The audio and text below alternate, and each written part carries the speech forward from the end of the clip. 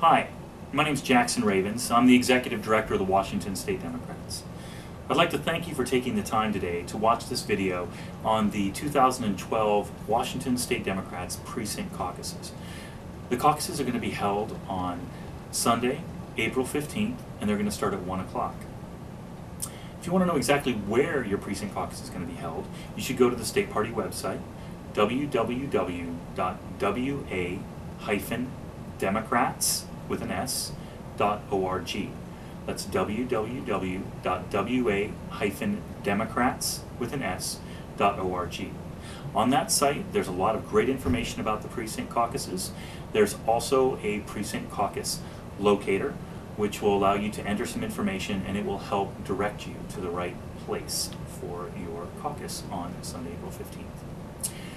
Now, this video, we are going to be talking about what you can expect to experience at your precinct caucuses. If you attended a precinct caucus in 2008, I'm sure you were a little overwhelmed. We all were with the turnout we had. Actually, we had close to 250,000 Democrats turn out in the state of Washington, and as far as we can tell, that was the largest precinct caucus, the largest caucuses that have ever been held in the history of the United States. At the same time, we heard from both the Obama and the Clinton campaign that they were some of the best run caucuses in the United States. We pride ourselves on trying to be as professional and courteous and respectful of your time and your energy and enthusiasm as we can. So we've worked really hard to make this process useful, enjoyable, and exciting for you, because we want you to participate and be involved in this party for years to come. So let's get started. Let's go visit our precinct caucus and see what you can expect. Hi, I'm Greg Hafner. Welcome to your precinct caucus. If you're not sure what precinct you're in, we have some nice folks back here who can help you find it. If you're hungry, we have some food or drink over here. And if you know what precinct you're from, you can just head right on in and find your table. Hi, and welcome to your precinct. Hopefully you made it in from the parking lot and maybe you grabbed something to eat. If you didn't know exactly where your precinct was, there were some people to help you find out where you should go. And there, in the room, inside the building, is a sign on the table that says your precinct on it. This is where you'll gather with your neighbors who are Democrats, to talk about important issues and to cast some of your votes for the Democratic nominee for president in 2012. Now, when everybody gathers, there's probably going to be a little bit of talking in the main room to everybody, some messaging, maybe a video or two. It's important to pay attention to what they're saying so that everybody understands what's going on. But this is going to be your main source of material for what you're going to be doing over the course of the day. So I'm going to actually recommend that when you sit down at your table, that you or somebody else at your table kind of take a second to kind of carefully open up this envelope. Take everything in there that's out, keep it on the table. And there's something that's very useful in here. The second document here is it's an agenda. And if you sit down at the very beginning and you open this up, this has some times on it, and it will tell you kind of what you can expect to happen over the course of the afternoon. So it says at the very first, precinct caucuses convene in area caucus meetings at 1 o'clock. So it's when the general meeting of everybody starts. And as I said, somebody will probably be up talking to the group, speaking and letting them know what's going on. And then you will break out into your individual precincts, if you haven't done so already, to sit down. And then it says on number 4, it says start filling out your sign-in sheets. In order to facilitate the process, it's a good idea to get started with people taking care of their sign-in sheets. We do not do registration when you walk in the door, but we do have in this envelope these sheets that say 2012 Democratic Precinct Caucus sign-in sheets. These are also available online. You might have received them in an email from your local party organization or from the state party.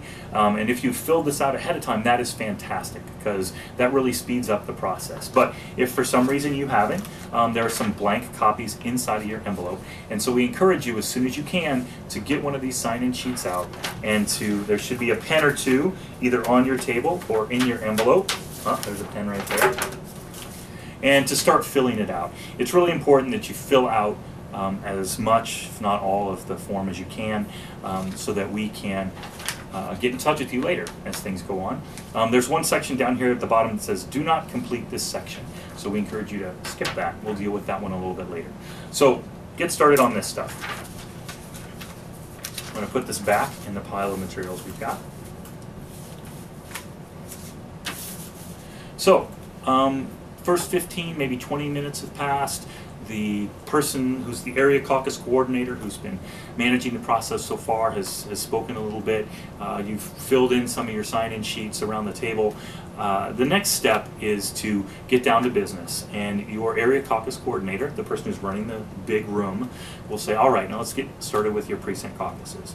So in some precincts, there will be somebody known as a PCO, Precinct Committee Officer. What that person is the elected Democratic representative for your neighborhood, for your precinct.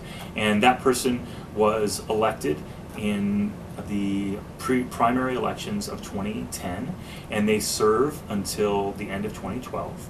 And if they were elected at that time, they are kind of automatically the person who's going to run your precinct caucus if they're there. There are also people, if somebody wasn't elected to that position, your local party may have appointed somebody to fill that role in the interim, and that person would also automatically be the person to kind of run your precinct caucus. And hopefully they've got a little bit of advanced knowledge. You yourself might be a PCO, an elected or appointed PCO, and so you're watching this video to get a sense of what you expect. And I want to first thank you for being a PCO, and two, thank you for watching this video so that you have a better sense of what to do. So also, I want to encourage you to share this video with people you know that are going to attend their precinct caucuses so that everybody's kind of on the same page as to what they can expect. So you sit down, open your envelope, take the materials out, and this first packet here, you can take a look at, it says information for the precinct caucus chair. So this is going to be the person who's going to run your precinct caucus. And there might not be one person yet, but you might, if you don't have a PCO at your table, you might be electing somebody to fill this role. But somebody kind of needs to step forward a little bit and say, you know, I've seen the video, and I know kind of what we need to do here. So let me just take a look and make sure we've got everything. Number one, I strongly encourage you to read the materials that we put in front of you. It will really help facilitate the process. And we've been really careful to make sure that we have some fail-safes in here to make sure that everything moves as smoothly as possible. So the first step, it says here, is make sure the caucus envelope contains the following items. First of all, it should have this packet in it. And this has a couple of different things in it. It has an agenda, kind of the script that you're going to, or sorry, it has a script, I should say, that you're going to follow as you go through, and it has the rules that you need to follow kind of at the ends. We don't talk about these specifically, but we reference them a little bit in the document. And it also has at the very back document that you keep some minutes for your precinct caucus on.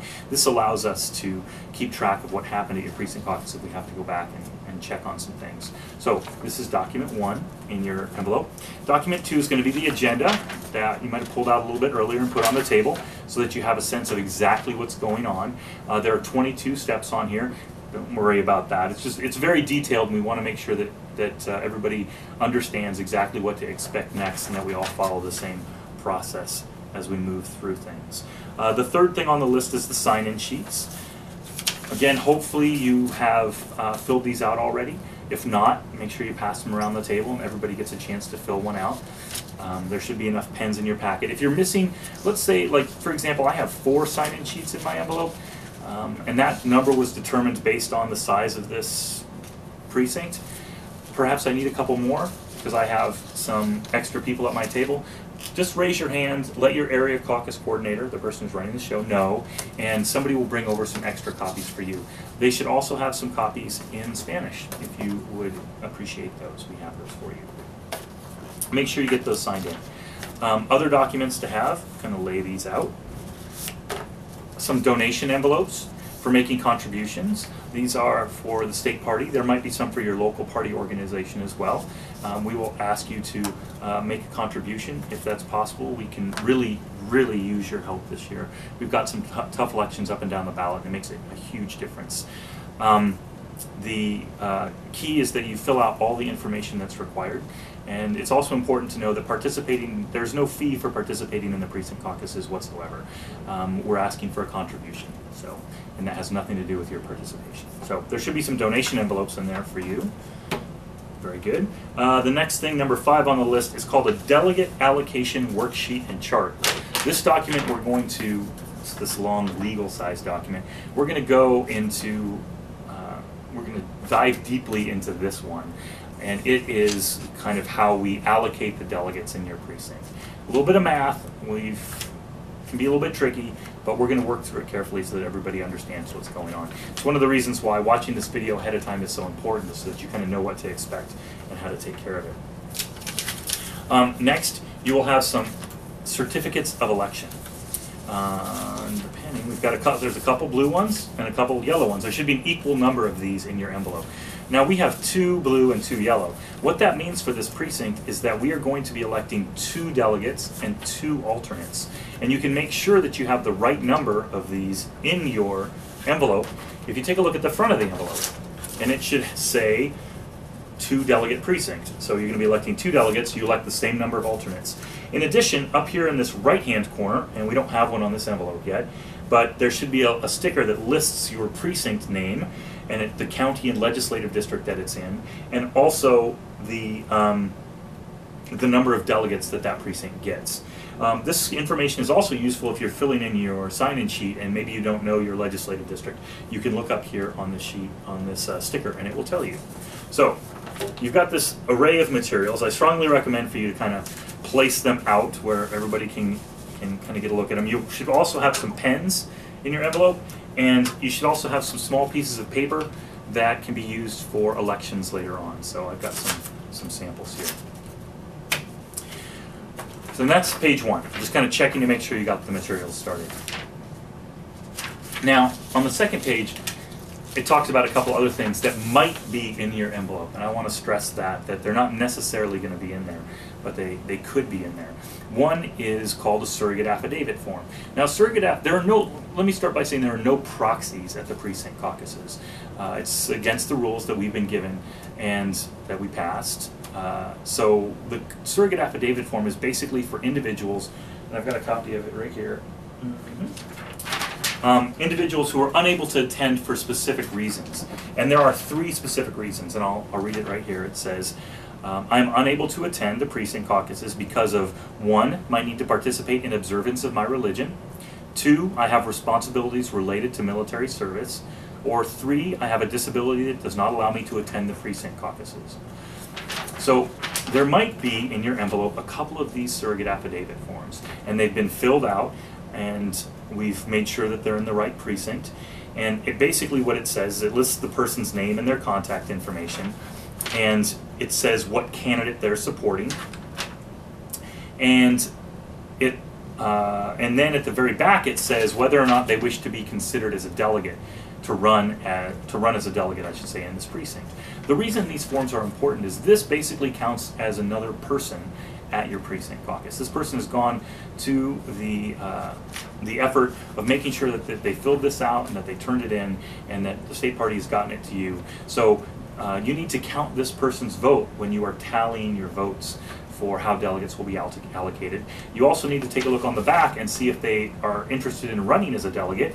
Then you need to make sure you put their name forward in the pool of people who are interested in running. And they might have attached a letter or something to their surrogate affidavit form asking you to read this in lieu of their candidacy. So, important to keep an eye out for these. If for some reason you, for one of the 3 reasons I mentioned, are unable to attend your precinct caucus, you can find these forms online at the state party website. You can download it. The one thing that you need to remember is that the state party has to receive these forms no later than Friday, April 6th at 5 p.m. We cannot accept them after that. By getting them on Friday, April 6th, that gives us enough time to process them and get them out to the local party organizations that are going to put them in the proper envelope. So that's one extra document you might find in there. Second extra document is called a declaration of candidacy. This is similar to a surrogate affidavit form, but a little bit different. It's different in the sense that this is somebody who is unable to attend their precinct caucus, but not for one of the 3 reasons that I mentioned. They might be sick, they might be out of town, they might have an exam that day, they might have to work, but they are still interested in running as a delegate in that precinct. So the person who's interested in running as a delegate would fill this out. It doesn't count as a vote in the allocation of delegates, but it counts as their statement saying, please consider my name as somebody who would like to be a delegate. So If you open up your envelope and you have one or two of these in here, you need to make sure that when it comes time to elect delegates and alternates in your precinct, that you include these people on the list of possible candidates. So these might be in your envelope. It's possible they will not be, but it's just good that you are aware of that. There's one other document that might be in there, and that is a precinct committee officer form. If you are interested, as I talked earlier about precinct committee officers, if you're interested in running to be the PCO in your precinct in the elections in 2012, you can fill this form out, put it back in your envelope, and the local party organization will make sure that that gets submitted and processed, and you will be put forward as the PCO for basically being elected in 2012 and serving until 2014. It's a very important role, and we couldn't do the kind of work we do without the hard work and efforts of precinct committee officers around the state. So if you're interested in that, I strongly encourage you to fill that form out. So we've checked the materials we've got. Looks like we've got them all in the envelope. It's pretty good. We've got them laid out. People can take a look at their agenda. And then you go on to the third page. And this is the beginning of the script. And it's, there are a couple things to know. When you look at the script and you'll say, wow, there's a fair bit of material. It's about 6 or 7 pages long. And I'll tell you right now that you're not going to be reading all of it. There are some sections where it asks you a question, and if you answer one way, you kind of skip some pages. If you answer another way, you kind of need to do some due diligence and go through some things. But again, read the directions. At the very top, it says, as the precinct caucus progresses, please check each box when completed. And there's some little boxes next to the numbers there on the left. Then it says, say the italicized section of the script and do the highlighted section of the script. So it's a script. It's almost like a play. The italicized section, you read out loud, and the highlighted section are things that you need to do at the time. And the first one is a highlighted section that says, the precinct caucus will be called to order no sooner than 1:30 p.m., although sign-ins may begin prior to this time. The script for the precinct caucus chair is located on page 3 of the Precinct Caucus packet. And this is the heart of the materials. This is basically what you're going to do at your Precinct Caucus. And it's important that we talk through it so that you understand some of the different spots in the script where you need to make some choices or where you need to do a little bit of work, one type of work or another. First of all, it's very helpful if you read through the entire script prior to your precinct caucus so you know exactly what's going to happen next. It's also good to have that table agenda next to you as you read through it so you can kind of see the progress of events and also so that you can explain it to people as you go through it. One of the important things to catch on to very quickly is at the very top it says, say the italicized section of the script and do the highlighted section of the script. There's also some check boxes here to next each number, so as you go through the process, you can check these boxes when things are done. It's pretty useful. It says up here, number 1, the precinct caucuses will be called to order no sooner than 1:30 p.m., although sign-in may begin prior to this time. The reason for that is so that people who might have a hard time finding the caucus, maybe they're having a hard time with parking or they went to the wrong caucus and they need to go to the right one, have a little bit of a buffer time to get to where they need to be at 1:30. So that is why we start at 1:30. And it's important that we all start at the same time everywhere in the state. The next part of the process is determining who is going to chair the precinct caucus. And there's a couple different options here. And very simply, it's either the PCO, the precinct committee officer, as we talked about earlier, is the chair of the precinct caucus, or, as it says here, you can also see where it says options up here, which lets you know that the next step there's going to be a couple of choices. And what we've done is we've put boxes around the options to let you know that this is what you're going to be choosing between. And then it says, or if there is no PCO or the PCO does not want to serve as chair, then you will elect a precinct caucus chair from the attendees at the precinct caucus. And sometimes what will happen is there will be a person who is not a PCO but has been trained as a precinct caucus chair and they're willing to serve. Maybe someone like you who isn't necessarily interested in being a PCO but is willing to help out with this process. And if that's the case, then I strongly recommend that you step forward and say, you know, I've seen the video, I've read through the script already. Maybe you're even the person who opened the envelope from the very beginning. But to put yourself forward for that, it's important that somebody step forward to play that role. If there's nobody like that, then just in your group, somebody needs to kind of step up and run the process.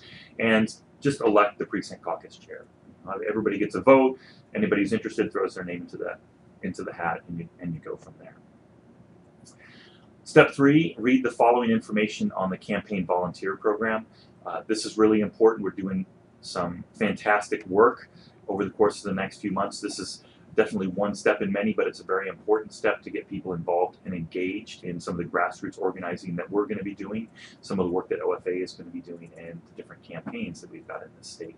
And your help is needed, is desperately needed. And everybody in your precinct, we need people to step up to make this happen, because without that kind of commitment and the hard work, it's not going to happen. So this is an important section. We just encourage you to read through this.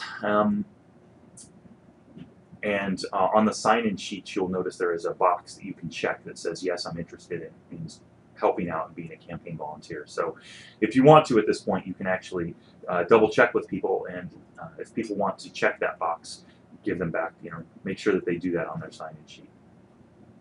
Step 4 is the point where we ask individuals to contribute to our efforts, the efforts of the Democratic Party. You'll notice in your envelope that there are some donation envelopes. As I said earlier, they could be from the state party or from a local party organization. If they are the state party envelopes, then please make sure that people, if they want to make a contribution, that they fill out the information on the envelope, and that they place their contribution inside the envelope, seal it up, and send it back, or put it back into the Precinct Caucus envelope. There's also a section on the sign-in sheet that asks for some information similar to what's on the envelope. We encourage people to actually fill out both of those sections, because what happens, because it's so important, the compliance information is so important, we just want to have like a backup, because sometimes people will fill out a little bit somewhere and a little bit somewhere else, and we kind of have to piece it together, make phone calls and follow it up, and it takes a lot of extra time. So if we have, another challenge is that it could be hard to read what somebody has written down. And so if we've got it in a couple different places, we have some things that we can compare, and we can make sure that we get the right information.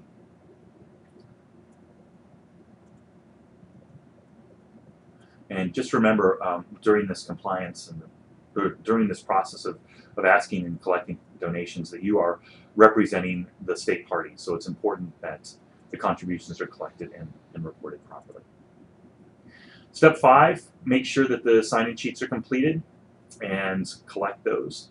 Hopefully people have done that before 1:30, so we can speed things along, or they've downloaded them offline and they've brought them with them. Step 6, we spend a little bit of time talking about the purpose of the caucuses and what's going to take place. There's a couple areas here where you need to fill in some information about the number of delegates and the number of alternates that you're going to elect at your precinct caucus. And it says right here, the number of delegates allotted to your precinct is on the upper right corner of your precinct caucus envelope. The number of alternates is the same as the number of delegates. So in the example we had, we were looking at a 2-delegate precinct. So in these 2 spaces, you would write the number 2. So 2 delegates and 2 alternates. So number 7 on the list of activities on your script, it says, I will now appoint a secretary to take minutes and a tally clerk who will tally up our votes. That's what you're supposed to say and what you're supposed to do. Appoint a secretary to take minutes. Could be anybody at the table. If you don't have a lot of people, maybe somebody plays a couple of different roles. And you want to give the person who appointed as secretary the official minutes of the precinct caucuses, which are at the end of this packet. So at the very back of this is this page right here, which says official minutes of the precinct caucus. So you can just tear that off and you can hand it to the secretary. And they can add some information at the top about who they are, and they can add some information about what happens a little bit later on. And it says here that the minutes must include any discussion on delegate selection, as well as a list of other topics discussed and resolutions introduced. So that's for your secretary. It also says to appoint a tally clerk, someone who's comfortable with numbers, and to give them all the completed sign-in sheets that we have right here. We got a stack of them. And any surrogate affidavit forms, which we've spoken about. We have one here. If you have any, of course, if you have any surrogate affidavit forms. And you also want to give them the delegate allocation worksheet, which is this legal-sized piece of paper right here. So you want to give your tally clerk those things: sign-in sheets, surrogate affidavit forms, and that delegate allocation worksheet. Now we get to what I consider to be the trickiest part of the process for your precinct caucus, and that has to do with how you determine the allocation of your delegates and alternates. Again, our test case in this packet has been kind of a two-delegate precinct with 2 delegates and 2 alternates. But we're going to look at a couple of the documents that we use to allocate these delegates and kind of work through them carefully. So this might be a section you want to watch a couple of times. It's also really useful if you have copies of these materials to look at while you're doing this. But let's go through and do this. First of all, there are a couple of things that we bring up that might speed up the process of this delegate allocation. And the first one is listed here in the very beginning of step 8. And it says, if all of us, this is stuff that the precinct caucus chair is reading, but it basically says, if all of us are in agreement as to whom the presidential nominee should be, then we will quickly move to selecting our delegates and alternates. The reason this is here is if everybody at your precinct caucus is in agreement, then all of the delegates and all of the alternates for that precinct will automatically be allocated to that candidate. So if there are multiple candidates, then you need to figure out how to split them up. But if there's only one, then you can do this very quickly. Either way, there will be time available to talk about candidates. This is also very important. So this beginning section kind of talks about the next steps that are going to be taken. It's also good to know that after the delegates have been selected, there is an opportunity to introduce resolutions. And all the resolutions that are introduced and any platform issues that are introduced, they are forwarded to the county convention. So they're not voted on at the precinct caucus, but they're automatically forwarded on to the next level. So there's also time for a few questions. So how do we do this process of delegate allocation? 8 is the explanation, 9 is the process itself. So the tally clerk is kind of the person, the accountant, the person who's going to be figuring out the math of this process. And you want the tally clerk to take a quick count of our presidential preferences to determine how we will proceed. Ask the tally clerk to review the sign-in sheets and any surrogate affidavit forms to determine the number of candidates listed under presidential preference. Sign in, name of candidate, and I am supporting. There's 2 different sections. And uncommitted is also considered a candidate. So if you go to your precinct caucus, if there are people at your precinct caucus who are unsure of who they would like to be the nominee, that is still an option, and that counts as multiple options. So here is another one of those situations where we have an option of choices. If there's one candidate, then you do the A section. And if there are candidates, then you do, or multiple candidates, I should say, then you can do this B section on page. But if there's one candidate, you kind of move through this and you allow people about 3 minutes to speak about their candidate. And one of the rules of the delegate selection process is that people have an opportunity to change their mind if they would like to. And so we talk about that here, whether or not people would like to change their mind, because that changes the allocation, obviously, a little bit. So this is an important spot to read through. Again, if you want to pause the video to look at it, you're more than welcome to. And here for the second part, for multiple candidates, it says, again, if the tally clerk has determined that there are more than one candidates listed, then you need to take a few minutes to determine the preliminary allocation of the delegates and alternates. And the tally clerk, again, should use the sign-in sheets, any surrogate affidavit forms, and the delegate allocation worksheet and chart to determine the preliminary allocation of delegates. Okay? So let's take a look at the delegate allocation sheet and charts, because that's going to be your main document. So I think it's here. Yes, there are 4 pages. They are legal size pages, and this is the top page. This is a sample, delegate allocation worksheet sample. So it's good to list the information at the top of the page, county, LD, and precinct, just so we can make sure that it's any notes you take on the process, that we have record of that we can refer back to if there's any questions. I also recommend that you very carefully follow the 8 steps that are listed here on this page, that are listed on all of the pages, and you put the appropriate information into these boxes. Now let's take a look at the other 3 sheets that are in this. This is the sample.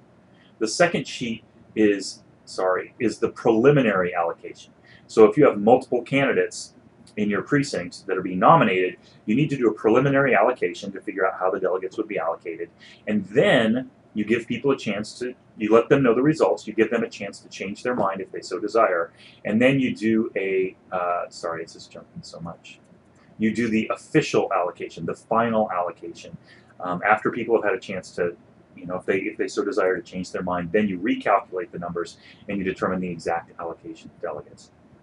The last page in this packet is the delegate allocation percentage chart.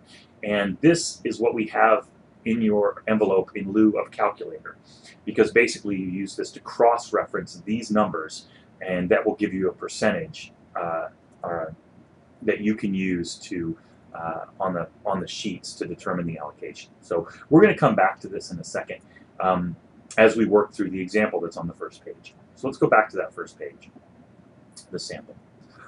And I'm going to take my time with this. If this is something you've done before, you can move ahead, but it's always good to review, because this is the thing that sometimes the Precinct Caucus slows things down, and people have to kind of work through it a couple of times. So I strongly recommend that, if anything, you kind of understand how this works so that it's quick for you. Okay? So we're going to take it one step at a time. In column A, presidential preference means candidate name or uncommitted. Write down the names of the presidential preference which have support in your precinct. So in our example, we have 4 on the sign-in sheets and surrogate affidavit forms. We have 4 candidates that have been listed as having support in that precinct: blue, green, yellow, and red. Okay, so we've listed them here in column A. Number 2, in column B, enter the number of attendees who support each presidential preference. So column B, right here, and you're going to list these individuals, the number of individuals that support each of these candidates. And remember that you need to include any surrogate affidavit forms in this count as well. So in our example, we have 9 people in the group who support the blue candidate, 4 for green, 3 for yellow, and 2 for red. And the sum total here is 18. We kind of added that at the bottom. We have 18 people who are in attendance at the Precinct Caucus, whether in person or with their surrogate affidavit form. So in column C, eligible caucus attendees means the total number of attendees eligible to vote at the Precinct Caucus, the sum of the numbers in column B, which we just did. Make sure to include individuals who have submitted surrogate affidavit forms. So you'll notice that, again, the sum here in column B is 18. So we take that number and we put that in each one of the rows here for column C. Right? Pretty straightforward. Column D. Use the delegate allocation chart, it's the last chart, we're going to go look at that in a second, to determine the number to enter in column D. Or divide the number in column B by the number in column C to obtain the number to enter in column D. So the math, the formula is right here. A lot of people have smartphones these days. It might be easier for you to just use your phone. 9 divided by 18, 4 divided by 18, 3 divided by 18, 2 divided by 18. Let's take a look at that chart at that end, for on the 4th page at the end. So for example, for candidate blue, 9 people in attendance who support the blue candidate, and there's 18 people overall at the caucus. So if we go back to that page, and over on the left here is the total of numbers of supporters for a presidential preference. So that was 9 right here. And then total number of caucus attendees, column C, that's 18. So that's all of these numbers down here. So you'll notice that where those two, where the column and the row line up, it says 0.5. So that would be the number that we would enter here in column D. For the green candidate, 4 supporters, and we have, again, 18 in attendance. If we look at that same chart, we have 4 supporters. Let's see if we can do that whole thing again. That's kind of nice. We have 18 in attendance. We'll go here. So it's 0.22. So again, on this sheet, I'm going to enter 0.22 right here. Okay. So that's how you use that chart at the end to basically put those numbers in. Number 5. In column E, enter the total number of delegates for this precinct. The number will be on the label on the front of your Precinct Caucus envelope. So in this example, it's a 5-delegate precinct. So again, on the very front of the envelope and a sticker in the top right-hand corner will be a large number 5. And this is the number of delegates and the number of alternates that will be allocated in this precinct. In column F, enter the same number as the number in column D. So these numbers that we have over here, the 0.5, 0.2, 0.17, 0.11, enter those exact same numbers over here in column F. We do this basically to keep the math separate and keep it a little easier. In column G, enter the product of column E and F, and there's the formula right there. So basically 5 is your number of delegates, and you multiply that by this number, 0.5. The result is 2.5. This, you can do it on paper with paper and pen or pencil. Again, you could use your phone if you desire. A couple different ways to do it, but you come out with these results right here for column G. The product of column E and column F. And step 8, this is the trickier part. And how do you read this? So each preference receives the whole number of delegates listed in column G. So the whole number is the first number, the number in front of the decimal point. Okay, so I'm going to highlight those here on this chart. So the whole numbers here are 2, 1, 0, and 0. So it says each preference receives the whole number of delegates listed in column G. So because of that, the blue candidate receives 2, that's the whole number. The green candidate receives 1, because that's the whole number. And before we go any further, you would say 0 for 3 and 0 for 4, okay? But the sentence continues.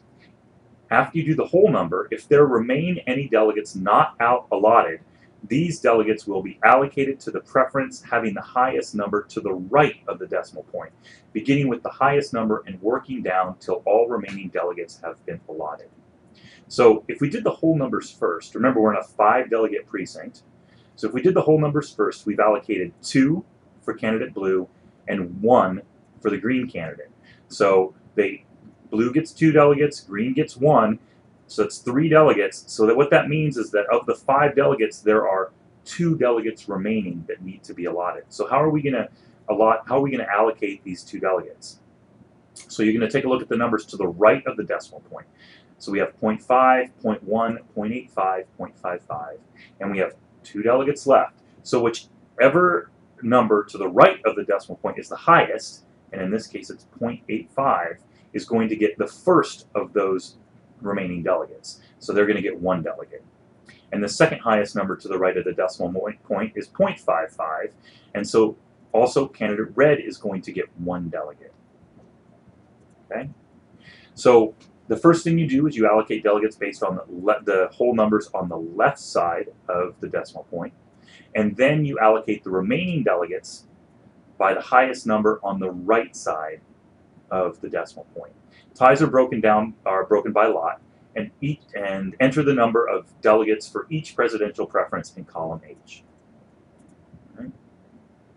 So again, there's a couple mathematical steps, and then there's one kind of translation step.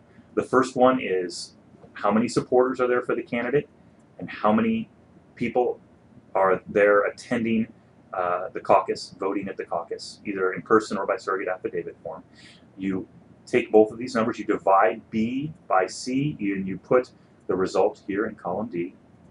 Column E is the number of delegates in the precinct. Column F is the same number as the number in column D. You take the product of those 2 numbers and put it in column G, and then you read through this using step 8 above to determine exactly how those 5 delegates are going to be allocated.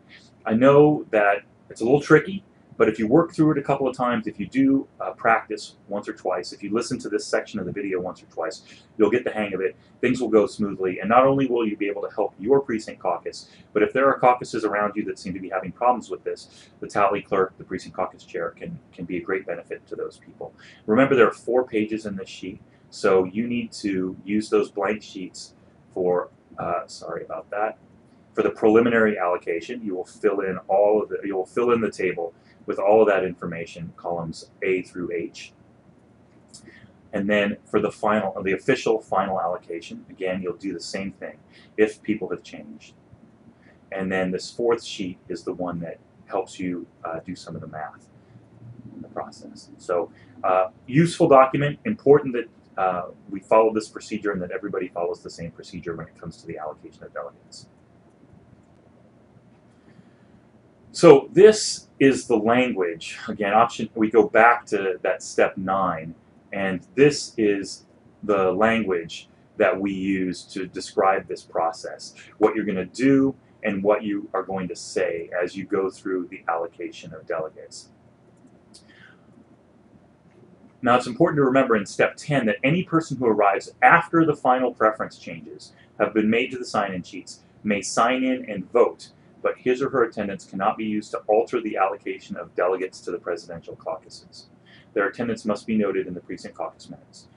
So you start your caucuses, you go through the beginning process, people tell what their preliminary preference is, those numbers are calculated, they get a chance to change their mind, the numbers are reallocated possibly if people change their mind, and if people show up and sign in after that point, then they do not change the allocation of the delegates. You don't go back and redo it because somebody showed up late. Okay? So step 11 starts the next part of the process, which is how you explain how we elect the delegates and alternates.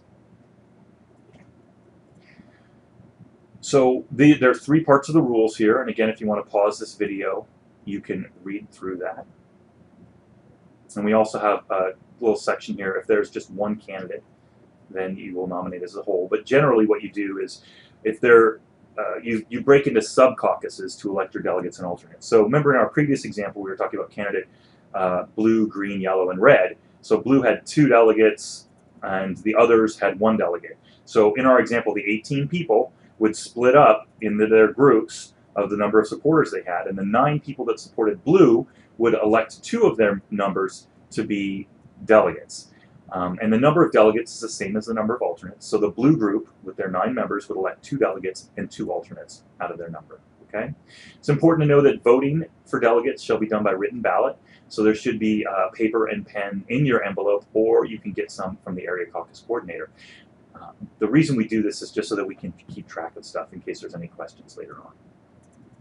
One of the important things to remember here, and I talked about it earlier as you're voting for the delegates, is the declarations of candidacy. So it's necessary that you take a look in your envelope to see also if there are some people who were not able to attend. Perhaps they were unable to turn in a surrogate affidavit form, but they still want to be considered as a delegate or alternate. So they would have turned in their declaration of candidacy. And if this is the case, then you need to put their name forward as a possible delegate for that precinct. So for example, let's say that the 9 people that showed up to support candidate blue in our last example, of the 18 people in total, there was a delegate declaration of candidacy in the envelope for candidate blue. And somebody said, I can't be there because I have a family vacation this weekend, but please consider my name as a delegate. So the 9 people there might read that form, might read a little letter that this person has included, and when they are voting for delegates and alternates, they might decide to select this individual to be a delegate or alternate. So it's important to allow this person to participate even though they were unable to attend in person. Okay? It's also important to know that on the surrogate affidavit forms, somebody might have checked the back of their surrogate affidavit form to say that they wish to be considered for the position of a delegate. Okay, a delegate or alternate. So if their candidate receives an allocation for delegates or alternates, that you also need to put their name into the hat for that election. As I said before, allow the delegates, the supporters for each candidate, to divide into sub-caucuses to elect their people. And then after the election is over, you bring your group back together. This is a lot easier if there's only one candidate that's nominated. You don't have to break into a sub-caucus. The group as a whole can determine the people who will be the delegates and alternates. Everybody can stick together. This is very important. It says very important, so I'm going to guess that this is very important. Step 14. After delegates and alternates are elected, you must indicate at the bottom of the sign-in sheets those caucus attendees who were as a delegate or alternate oh, it should say were elected as a delegate or alternate. What was their final presidential preference, and if they were elected as an alternate, their alternate number. Alternates must be listed in the order they were elected. Okay, so this is very important stuff. So let's take a look at the sign-in sheet. That's it? Yes. So here's the sign-in sheet, and you will notice, if I can do this properly, you will notice that at the very bottom of the page is this piece right here. Do not complete this section for caucus use only. And now we're going to complete that section. After delegates and alternates have been elected, you'll get the sign-in sheets, and you will put their final preference down here on the bottom, just so it's very clear about the candidate they support. And if they are a delegate, you'll put an X in this box. And if they are an alternate, you will list what number alternate they are in order. So if 2 alternates were elected, one will be alternate number 1, and the other one would be alternate number 2. You would also need to include this information if there were any surrogate affidavit forms or declarations of candidacies where those people were elected as delegates or alternates. That would be very important in collecting this information. We can go back and we can look at the script here, and it says, in this, this is the section of the sign-in sheet that you need to complete for those selected as delegates and alternates. If someone was elected as delegate or alternate, this is what it would look like. You would put it here. And if someone was elected as a fourth alternate, you would put that number right there. And this is so that we can include that information for other steps of the process that take place a little bit later. So once you've elected your delegates and alternates and you have entered their information on the bottom of the sign-in sheets, you need to provide all elected delegates and alternates with the appropriate certificates of election. And those are those blue and yellow pieces of paper that are in your Precinct Caucus envelope. The blue ones are for the delegates. Make sure you fill out the information on it. And the yellow ones are for the alternates. And it has some dates and stuff on the back. After the selection and the allocation of delegates and alternates has taken place, you now have an opportunity to submit resolutions. Okay, and again, they will not be debated or voted on at the Precinct Caucus. They will be forwarded to the county convention. But that doesn't mean that you can't share them with the group and just kind of let them know where your thoughts are. And you want to make sure that you collect all of these and put them into the envelope at the end of your Precinct Caucus so that material gets back.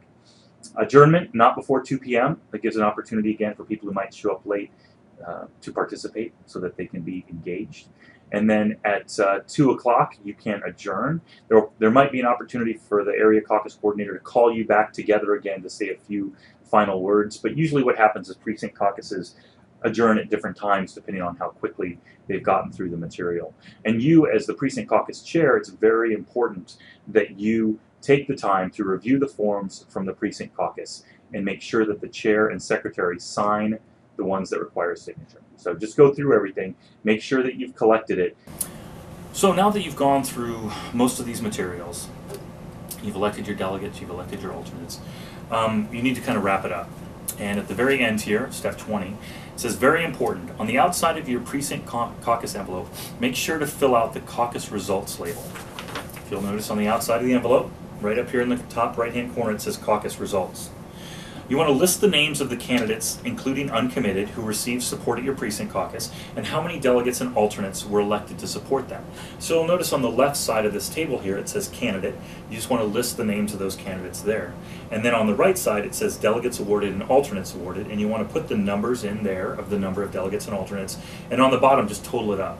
The total should equal 2 delegates and 2 alternates down here, if you've had enough people attending your Precinct Caucus to be elected for those 4 positions.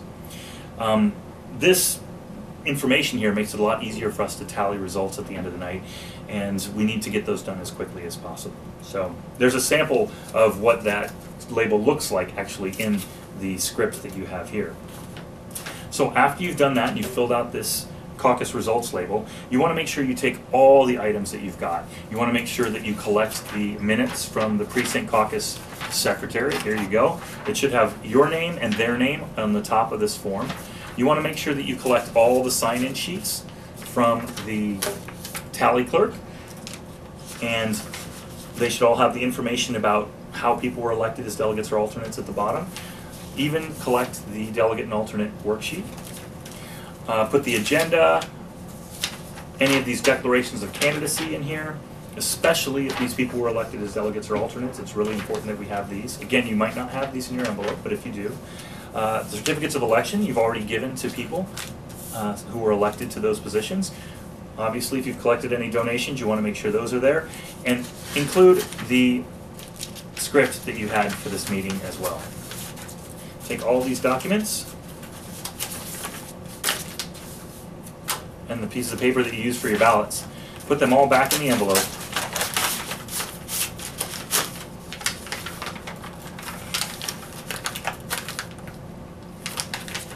Seal it up and make sure, please make sure that this envelope gets back to your area caucus coordinator, the person who is conducting the caucuses for the location that you're at.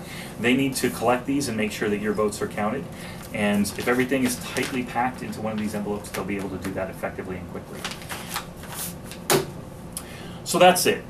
We've kind of gone through a long process of explaining the precinct caucuses here in the last several minutes. But my hope is that by doing this together, you will be able to speed up your precinct caucuses and your experience will be efficient, effective, wonderful, dynamic, and everybody will be engaged. That's what we aim for. We aim to be professional and effective. So I'm really glad that you've taken the time to watch this video. I'm really glad that you're going to be coming and joining us for the precinct caucuses.